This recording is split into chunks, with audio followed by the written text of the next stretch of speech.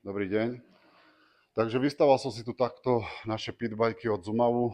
Sú tu tri modely, kde by som vám chcel povedať v tomto videu nejaké základné informácie. Keď pozeráte tieto pitbajky, aby ste vedeli správne si spraviť lepší obraz a lepší výber pre vaše dieťa. Takže máme tu modely Zumav A1, S2 a S3. Začneme prvým modelom Zumavom A1 70. Je tam 70 motor štvortaktná, je to plný automat, čiže dieťa iba jazdí a brzdí, ideálne pre učenie. Je to vhodné už pre deti od nejakých 6 rokov. Má výkon 5 koní, kolesa vpredu 12, vzadu 10. A to elektrický štarter. Ďalej model Zumav S2 110. Je tam motor už 110 štvortaktná, je to poloautomat, čiže dieťa už radí rýchlosti, ale bez spojky, s kolesami 14, 12 vzadu. Rozdiel medzi modelom S2 a S3 je v kostre.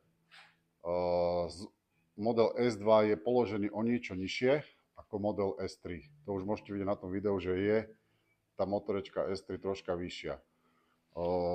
Výška sedadla na S2 je nejakých 70 cm, na S3 je nejakých 74 cm, je to plus minus podľa nastavenia. Obidva modely majú rovnaký motor, sú to obidva poloautomaty, takže majú elektrický štarter, všetky tieto motorečky. Nakopávačku už majú S2 a S3. Hej.